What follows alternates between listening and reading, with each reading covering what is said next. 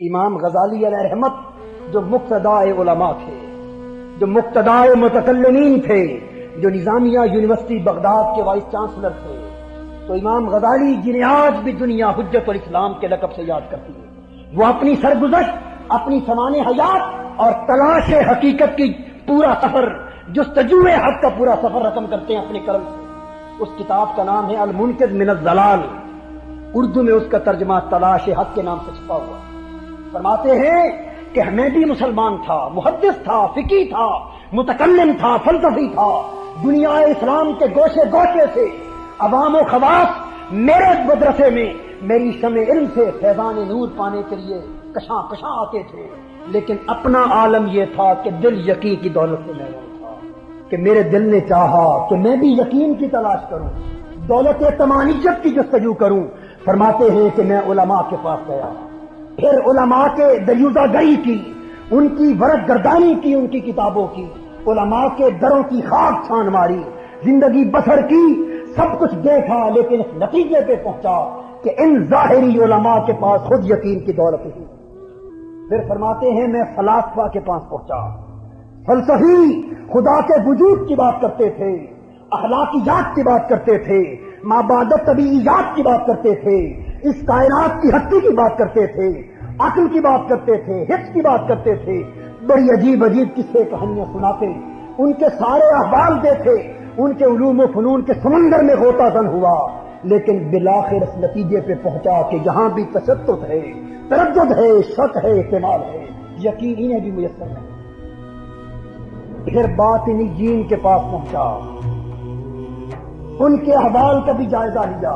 ان کے علوم و فنون کے سمندروں میں بھی غوطہ زن ہوا، لیکن انہیں بھی یقین کی دولت سے محروم پایا۔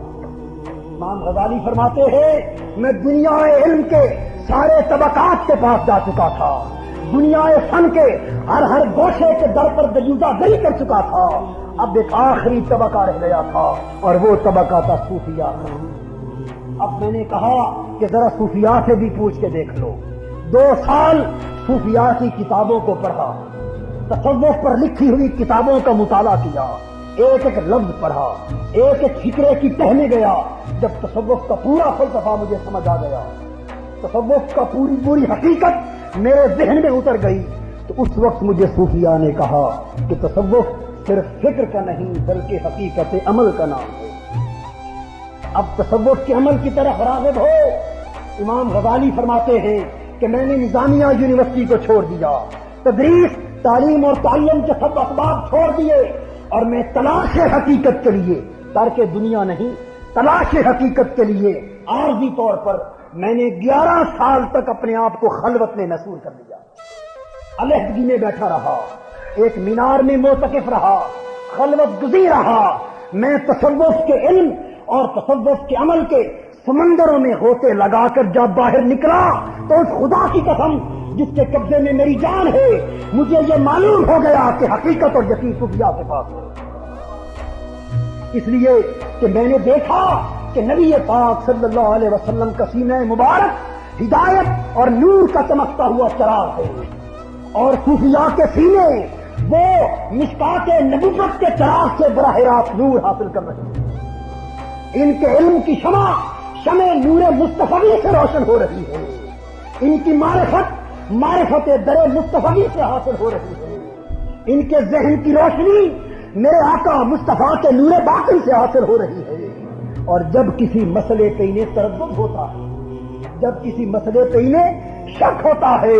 تو جب ذرا گردن جھکائی دیکھ لی، دل کے آئینے میں ہے تصویر یار، جب ذرا گردن جھکائی دیکھ لی، جب شک کی کیفیت میں مبتلا ہوتے ہیں تو انہیں کتابوں کی ورق گردانی کی حاجت نہیں ہوتی۔ یہ فنون درایت اور روایت کے فنون کی طرف نہیں لپکتے، اس لیے کہ یہ ان تمام مراحل سے گزر کر اس بارگاہ تک حقیقی رسائی پا چکے ہیں۔ جب شک ہوتا ہے یہ گردن جھکاتے ہیں، حجابات مرتفع ہوتے ہیں، اور براہ راست آئینہ مصطفی صلی اللہ علیہ وسلم کی شعاعوں سے ان کے ذہن کی تختی روشن ہو جاتی ہے۔ فرشتے انہیں عالم بیداری میں نظر آتے ہیں، انبیاء کی روحوں کا دیدار یہ بیداری میں کرتے ہیں، ان سے ہم کلام ہوتے ہیں، ان سے فیض پاتے ہیں، ان سے